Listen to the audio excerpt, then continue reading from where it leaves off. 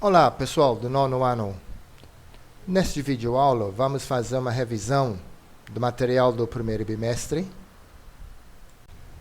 O primeiro assunto que vamos revisar são os conectores. Então, para que usamos os conectores? Usamos os conectores para fazer a ligação entre orações. Por exemplo, com orações de sentidos diferentes, eu posso usar o conector but. Vejamos.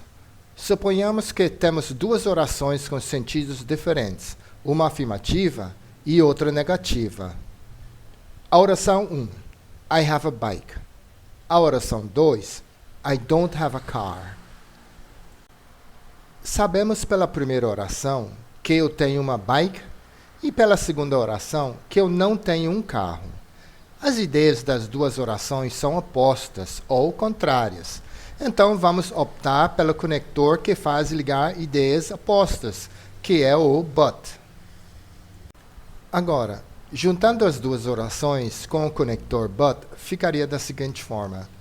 I have a bike, but I don't have a car. Vejamos outro exemplo, desta vez usando o conector and, com orações de sentidos semelhantes.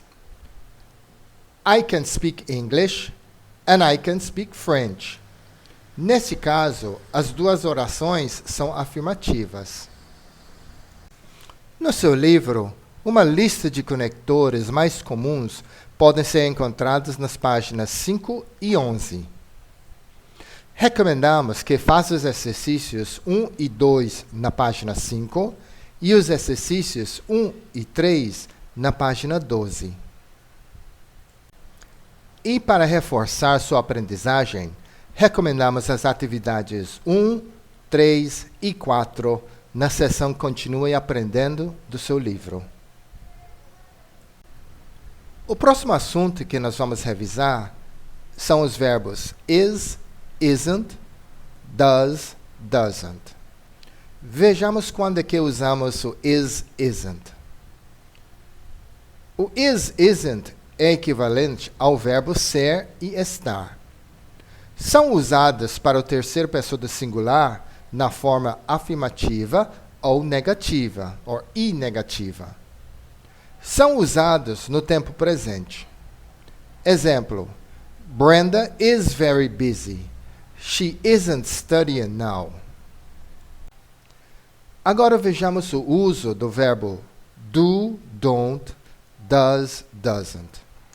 Neste caso, o verbo do é um verbo auxiliar usado na construção das orações negativa e interrogativa. Algumas observações. Não há uma equivalência na língua portuguesa. Não confunde este verbo com o verbo do, fazer. E são usados no tempo presente.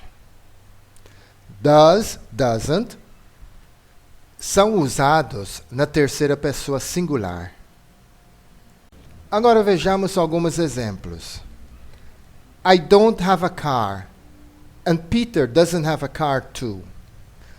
Does Mary have a car? I don't. Primeira pessoa do singular negativa. Peter, he, doesn't. Terceira pessoa do singular negativa. Does Mary, she? Terceira pessoa do singular interrogativa. Recomendamos que faça o exercício na página 10. Agora, o próximo assunto que nós vamos revisar é also, to, either. Todas essas três palavras têm o significado de também, mas diferem na colocação na oração. Vejamos.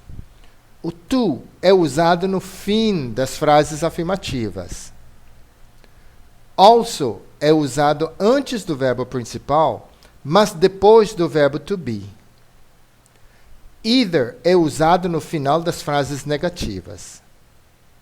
Veja os exemplos na página 18 e faça os exercícios. Agora, o último assunto que nós vamos revisar esse bimestre são as preposições de movimento.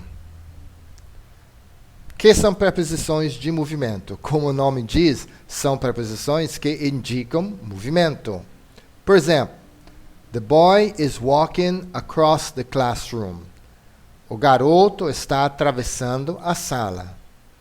Across quer dizer um movimento de um lado ao outro. Veja outros exemplos na página 26. E recomendamos que faça os exercícios 1, 2 e 3 na página 27.